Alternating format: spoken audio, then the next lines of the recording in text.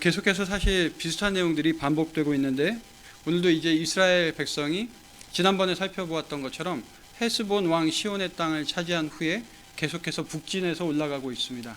그래서 지금은 갈릴리 지역, 예수님께서 신약시대 활동하셨던 갈릴리 지역 동편에 있는 바산 왕 옥의 땅을 차지하는 내용이 오늘 기록되어 있습니다. 이 바산이라는 이름은 본문에도 나와 있지만 60개의 성읍을 거느린 작은 소왕국으로서 기름진 열매가 많은 부드러운 돌이 없는 이런 뜻입니다. 그래서 그 지역 일대에는 고지대로서 해발 한 550m에서 770m에 이르는 고지대로서 주위에는 더 높은 산들이 있고 높은 지역이지만 평평하고 땅이 비옥해서 목초지도 많고 목축을 하기 아주 좋은 지역이었다고 합니다. 그런데 오늘 이스라엘 백성들은 하나님께서 허락하신 이 땅을 향해서 진군해서 또 이 땅을 정복하게 됩니다.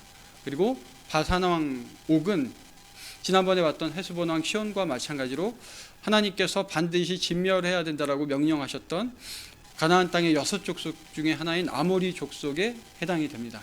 그러니까 두 왕 모두 지금 아모리 족속에 속해 있고, 그 중에서도 굉장히 우리가 마지막 절에 다시 한번 보게 되겠지만 굉장히 체격이 크고 만만치 않은 상대를 대상으로 싸워서 이기게 되는 내용이 나옵니다.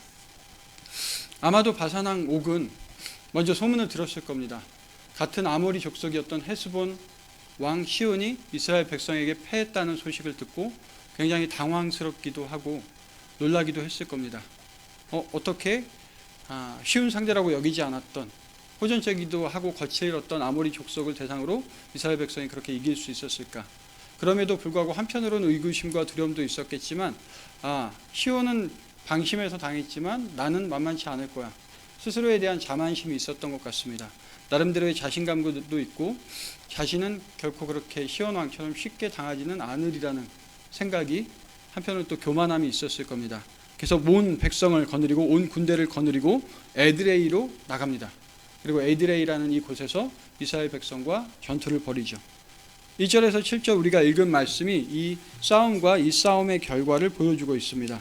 에드레이에서 벌어졌던 전투는 당연히 하나님께서 함께 하시는 이스라엘 백성들의 승리로 끝이 나게 됩니다.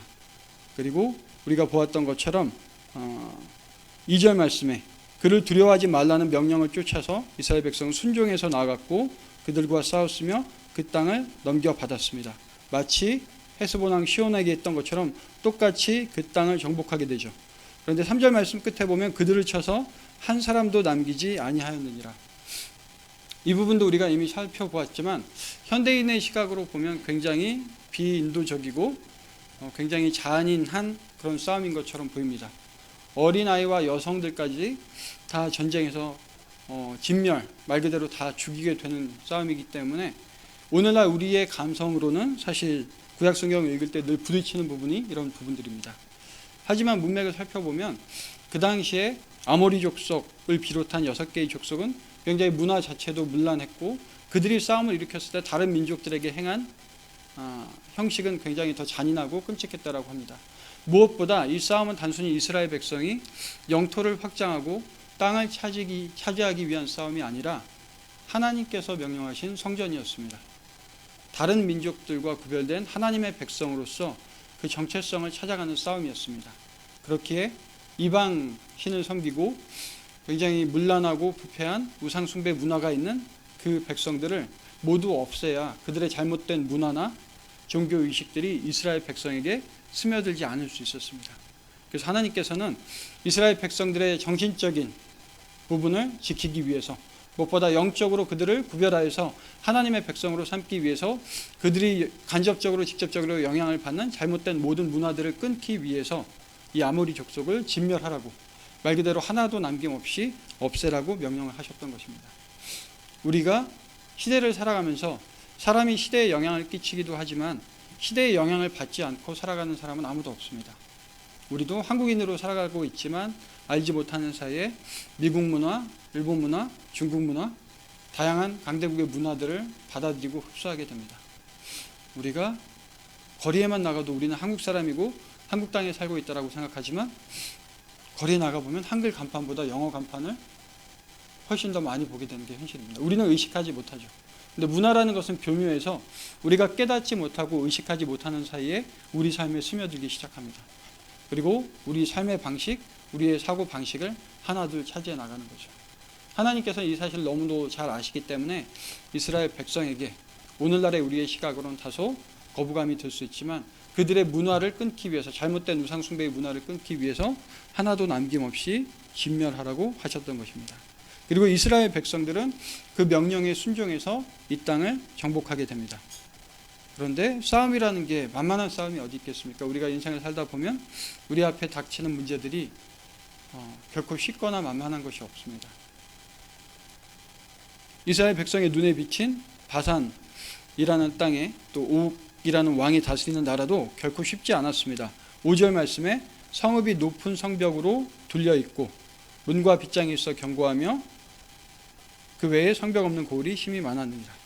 성벽 없는 고을은 물론이고 대표적인 성읍들만 해도 사람의 눈으로 보기에 견고해 보였고 굳게 잠겨 있었습니다. 하지만 이스라엘 백성은 인간의 눈으로 보기보다는 하나님의 명령에 순종해서 두렵고 떨리는 가운데서도 앞으로 나갔던 것입니다.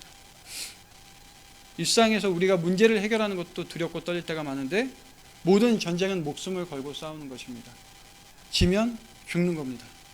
그런데 그게 어찌 만만하게 보이고 쉽게 보였겠습니까? 내가 분명히 이길 거라고 생각하는 싸움도 막상 부딪혀 보기 전에는 알 수가 없습니다.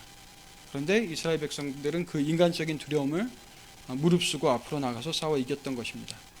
사실은 11절 말씀에 보면 더 두려운 내용이 나옵니다. 바산왕 옥의 침상에 대한 얘기가 마치 격가지처럼 들어가 있는데 철 침상, 철 침대를 요즘에 쓰는지 모르겠는데 철 침상이라고 표현이 되어 있습니다. 왕이니까 뭐가 다르긴 달랐던 것 같습니다. 그리고 규모를 보면 9규빗, 4규빗, 한 규빗은 45cm 정도 됩니다. 그러니까 오늘날 우리가 아는 미터법으로 환산하면 길이가 4m 5cm, 4m가 조금 넘고요. 폭이 1m 80 정도입니다. 왕 한 사람이 자는 침상의 크기가 엄청나게 크죠. 왕이니까 좀 과시하기 위해서 크게 지었다고 생각하고 그 사실을 감안해도 굉장히 이 바산왕 옥은 체격 자체가 크고 거대한 장신에 그냥 눈으로 보기에도 두려움을 줄 수 있는, 위압감을 줄 수 있는 사람이었던 것 같습니다.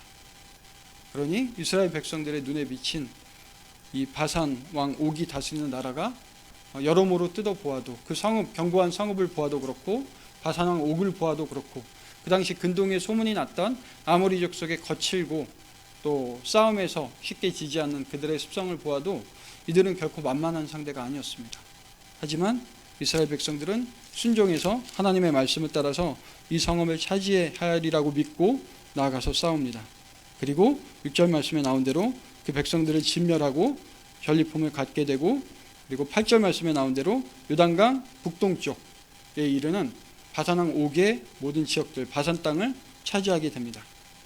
그리고 9절에서 8절부터 10절까지 나오는 말씀이 지난 시간에 우리가 봤던 헤스본 왕 시온과 오늘 바산왕 옥의 땅을 차지한 내용들이 간략하게 요약이 되어서 나옵니다. 구약 성경 전체가 불순종과 순종에 대한 이스라엘 백성들의 태도와 그 결과에 대한 내용입니다. 그리고 오늘 말씀도 계속해서 중복되고 반복되는 내용이지만 하나님 앞에 순종할 때 이스라엘 백성이 얻게 되는 차지하는 땅들과 불순종했을 때 받게 되는 징벌이 계속해서 반복적으로 표현됩니다. 오늘은 순종했던 이스라엘 백성의 모습이 나옵니다. 하나님의 말씀에 순종해서 인간의 눈으로는 두려워 보이지만 그 바산 땅으로 가서 그 왕인 옥이라는 왕을 싸워서 이기고 그 땅을 차지하게 됩니다. 아직 사실상 하나님께서 보여주셨던 요단강 서편에 있는 가나안 땅은 아직 저 싸움을 시작하지도 않았습니다. 그 땅으로 가는 과정에서 지금 요단강 동편에 있는 헤스본과 바산 지역을 하나님의 말씀에 순종해서 차지하게 됩니다. 이제 본격적으로 이루어지게 될 싸움들을 준비하는 과정에서 이미 하나님께서 승리를 맛보게 하시고 하나님 앞에 순종할 때 인간의 계산으로는 도저히 싸울 수 없는 싸움들을 어떻게 승리할 수 있는지 이스라엘 백성들에게 자신감을 심어주고 계신 것입니다. 우리도 삶을 살아가다 보면 많은 문제들에 접하게 됩니다. 이런 글을 읽었습니다. 우리 앞에 허락하는 싸움들에 대해서, 문제들에 대해서 우리가 횡으로 세우게 되면 너무 많은 문제들이고 우리를 압도하게 되지만 그 모든 문제들을 종으로 일렬로 세우게 되면 그저 하나씩만 감당하면 되는 그런 문제에 지나지 않습니다. 그리고 문제보다 크신 하나님을 항상 바라보라고 우리가 이야기를 합니다. 아이들도 조금 있으면 또 시험 기간이 돌아옵니다. 우리 중고등부 아이들은 항상 늘 시험이 되풀이졌죠. 2달 만에 1년에 4번씩 시험을 보니까. 근데 수많은 공부해야 될 과목들이 있습니다. 그 모든 과목들을 한 번에 해치우려고 하면 너무 부담이 되고 중압감이 들고 기가 죽게 마련입니다. 그런데 사람이 어떻게 한꺼번에 모든 과목을 다 공부할 수 있겠습니까? 아무리 똑똑한 학생이라도 계획표에 따라서 한 과목 한 과목 조금씩 준비해 나가면 됩니다. 그러면 어느새 그 시험을 감당하게 되죠. 어른이라고 다르지 않습니다. 우리 앞에 갑자기 악재는 겹친다라고 하잖아요. 갑자기 또 문제들이 몰려올 때가 있습니다.